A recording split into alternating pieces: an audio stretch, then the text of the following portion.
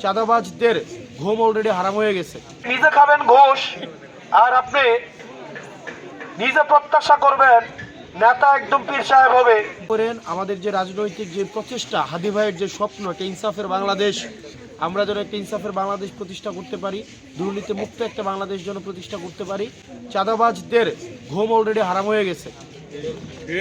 যারা মাটি কাটে তাদের ঘুম অলরেডি হারাম হয়ে গেছে। যেহেতু তারা বুঝে গেছে তাদের গদি লড়ে যাচ্ছে, যার কারণে তারা এখন ভয়ভীতি দেখানো শুরু করছে।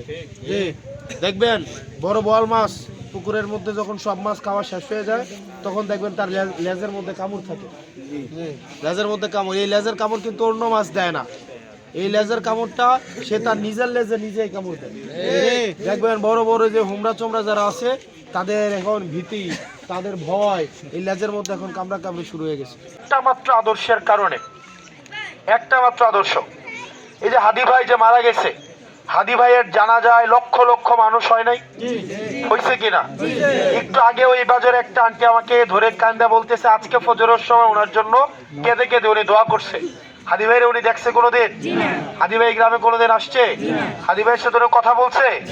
কিন্তু হাদি ভাইয়ের প্রতি যে আপনাদের আন্তরিকতা, এই নামাজের বিছানায় যে আপনারা ওনার জন্য দোয়া করেন, আমরা যে ওনার জন্য দোয়া করি, বাচ্চারা যাদের সাথে ওনার কোনোদিন দেখা হয় নাই, কথা হয় নাই, কোনোদিন হয়তো দেখাও হইতো না, কোনোদিন হয়তো কথাও হইতো না, কিন্তু হাদি ভাইয়ের জন্য আমরা নামাজের বিছানায় দাঁড়ায় আমরা অশ্রু বিসর্জন করি।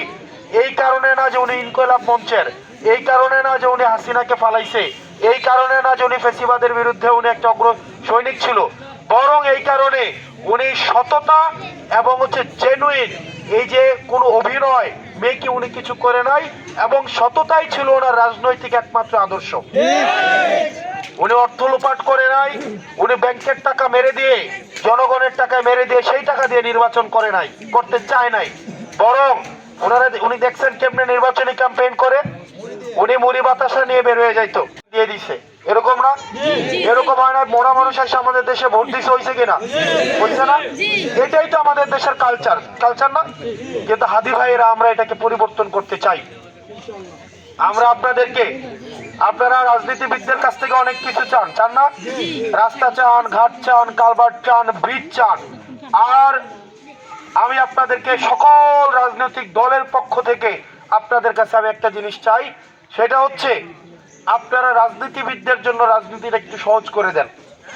এখন আপনি বলতে পারেন আমরা কিভাবে সহজ করব? দেখেন, নির্বাচনের দিন আপনাদের জন্য অটো পাঠায় না, গাড়ি পাঠায় না, এটাও একটা ঘুষ। এখন আপনি নিজে খাবেন ঘুষ আর আপনি নিজে প্রত্যাশা করবেন নেতা একদম পীর সাহেব হবে, এটা এক ধরনের মুনাফিকি না? এটা মুনাফিকি কিনা? আপনার ভোটের দিন নিজের দায়িত্ব গিয়ে তো ভোট দেওয়া উচিত, উচিত কিনা? নাকি নেতা গাড়ি পাঠাবে, অটো পাঠাবে, তো এই অটো উঠে ভোট দিতে যাবেন, তো আপনি নিজে খাবেন একদিন ঘুষ আর দিতে হবে 5 বছর ঘুষ। এখন আপনি নিজেও ঘুষ খাবেন না, নেতা কেউ ঘুষ খাইতে দিবেন, এটা করবেন কিনা?